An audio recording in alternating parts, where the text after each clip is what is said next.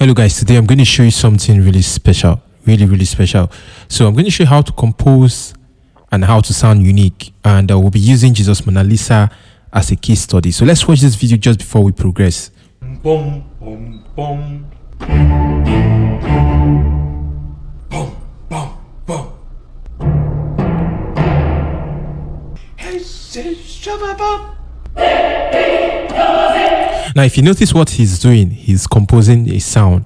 You understand? This is the act of composition. In fact, I never knew Jesus Mona Lisa was a very good composer like this. And this is what I always tell keyboardists and piano players, that you should upgrade from just playing piano to start getting into music production, because it's going to really expand your ears and make you understand a lot more about music that you never knew. Now, a lot of you find it difficult to compose, and I'm going to show you how to compose. I'm going to show you how to find your own unique sound at the end of this video. So make sure you watch to the end of this video. If you're watching, don't forget to follow this page, because I'll be dropping more content like this, more reactions like this as we go. So let's watch a little more about what he's trying to do. Then I'm going to explain as we keep going.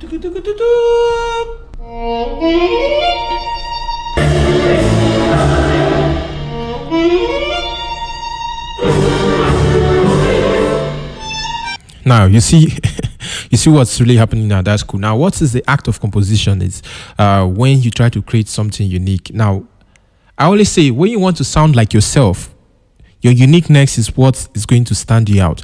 If you're going to sound like someone else, then there's no need for me to hire you or employ you or give you that contract. I just go pay the person to do what they sound like. So your uniqueness is what is going to stand you out, is what's going to make you sound really cool. You see, just as everybody, they have their sound signature, they have their own signature. So this is cool. So how do you sound unique? How do you sound unique? This is the most important part of this video. The first thing you need to do is you have to first create a sound, either create a melody, and whatever instrument you're using, whether you're using piano, you're using guitar, whatever instrument you're using, the first thing you have to do is create a melody. When you create that melody with your voice, you understand, you create that melody with your voice, you can record it on your mobile phones, on your laptop, whatever device you want to use to record it, so you can always remember what kind of melody you created at a particular time. Then the next thing you have to do is come to the keyboard or whatever instrument you're playing and try to replicate that melody on the keyboard. Start note by note, little by little. You're going to get it. So if, for example, I create a melody that sounds like this. For example, I compose a melody that sounds something like this. You see, then I do something. You see how it's in? Cool, because I created it from my mouth. Very simple melody. I can create something even more. I can do which is something like this. So you see, this way is the way you start doing it, and before you know, you start creating several kinds of melody, even scales, whatever. You can even create grooves with this pattern. So I can do something like this. So I could do.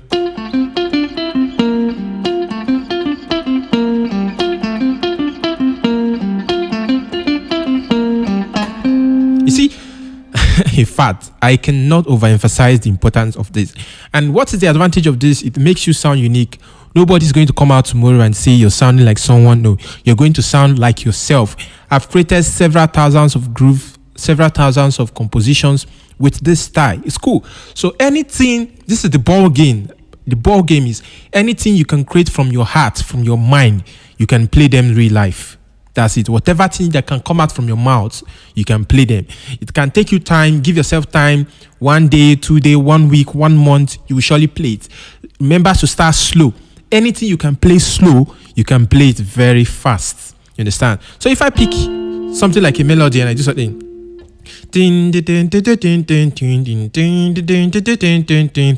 I start picking the note little by little.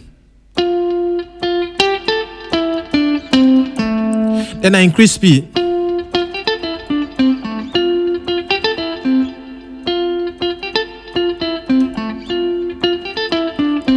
Then I start adding some other things. So even when you have a composition you've composed, you can now expand on that composition and start doing things like this.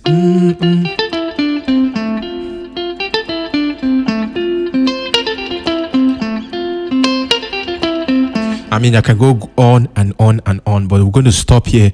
You understand? So as we keep going, I'm going to do part 2. So drop a comment in this video, just in the comment section of this video, and write "send me part 2." So I'm going to make part 2 of this video. I'm going to show you how you can expand your compositions. But before then, let's just continue watching this video and let's see what Jesus Mona Lisa did at the end of this video, or all through his composition. You can learn 1 or 2 from it. Don't forget to follow.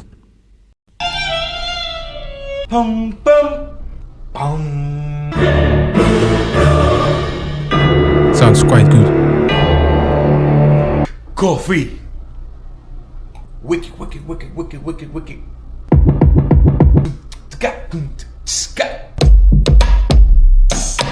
Chung, chung, chung, chung. The most interesting thing, say, you can even do this on drums, not just only keyboard. You can do it on drums, also keyboard drummers. I like that one, sounds very good.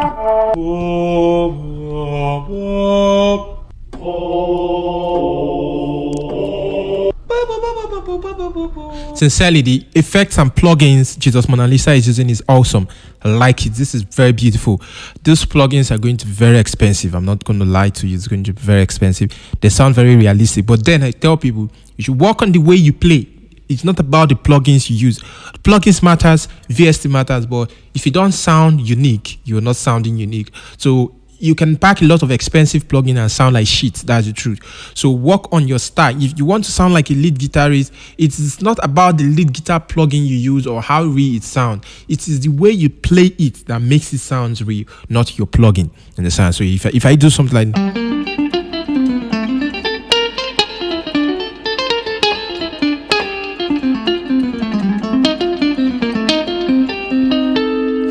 so you see, so work more on your style. So I mean, this is a beautiful one. I hope to see you in the next one. For the meantime, have fun.